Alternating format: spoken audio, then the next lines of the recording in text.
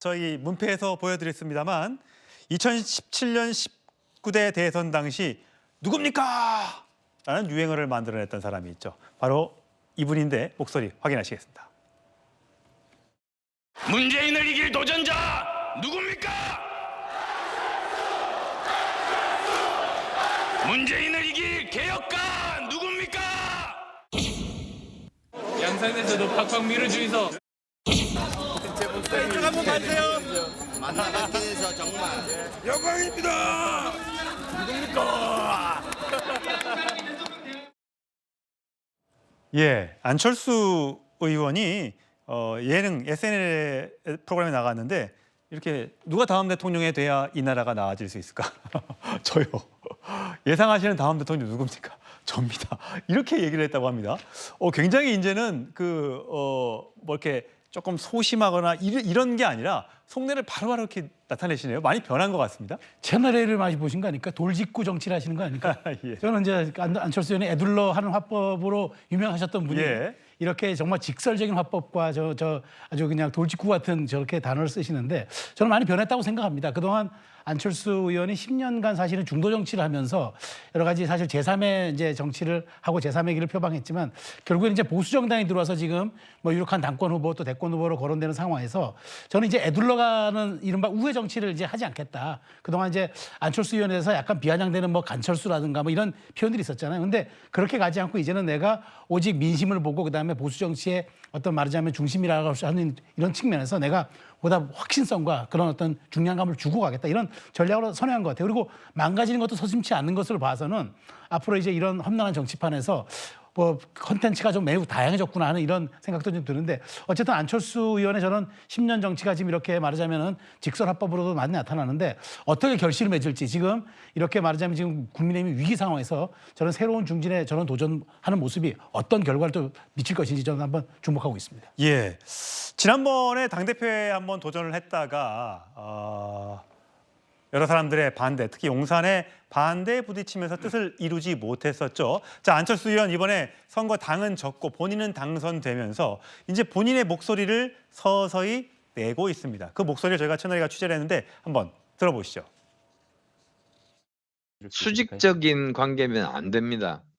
정부의 그 부하가 되면은 아무런 일을 못 하는 거죠. 민심과 다른 정책이나 발언이나 인사나 결정들을 바꾸는 일을 못 하는 거죠. 예, 수평적인 당정 관계를 주장을 하면서 여러 가지 얘기를 했습니다. 총선 참패의 근본 원인은 정부와 여당의 실패 때문이다. 국정기조와 당정 관계의 대전환에 나서야 한다. 정부 여당은 더 이상 실패해서 안 된다. 라는 SNS 글을 올리고 요즘에 국민의힘에서 일부 나오고 있는 친윤 핵심 의원이 원내대표에 도전한다. 여기에 대해서도 반대의 목소리를 내면서 본인의 이야기를 지금 하나둘씩 꺼내가고 있습니다. 자, 김주일 전 대변인 보시기에는 보면 국민의힘에서는 지금 뭐 홍준표 대구시장이나 뭐 이준석 개혁신당 대표나 안철수 의원이나 여러 사람의 이제 차기 대권을 노리는 사람들이 이제 하나씩 이제 나오고 있지 않습니까? 반면에 민주당에서는 이재명 대표, 조국 대표 정도 외에는 다른 사람들은 안 보이는데 어떤 게 이제 앞으로 이제 3년 남은 대선에서 어떻게 작용할 걸로 보세요? 그러니까 앞으로 3년이라는 시간이 결코 짧은 시간이 아닙니다. 그리고 그 사이에 많은 또 변화들이 있을 수 있고요.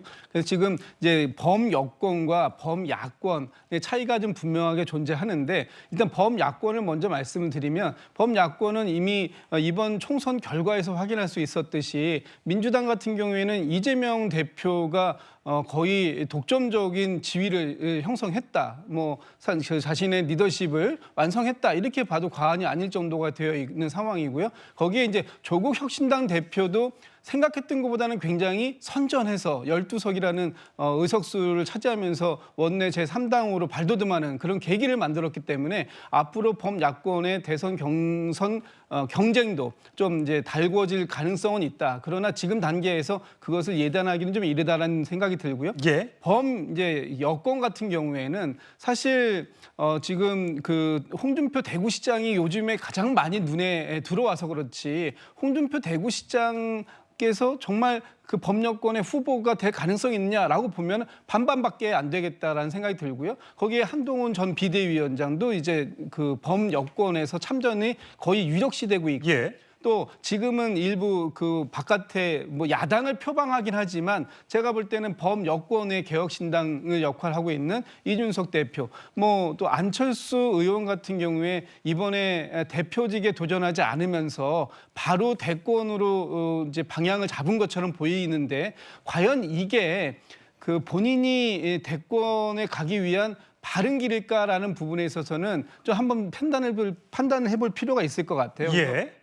자, 다양한 사람들이 지금 준비를 하고 있기 때문에 더 많은 사람이 예. 나올 수도 있습니다. 지금 현재 나와 있지 않은 사람들 중에 더 많은 사람들도 나올 가능성이 있어서 현재 나와 있는 거명되고 있는 이분들만 가지고 차기 대선 구도가 형성될 거다 이렇게 얘기하는 것도 아직은 너무 빠르다 이렇게 보여집니다. 그렇군요.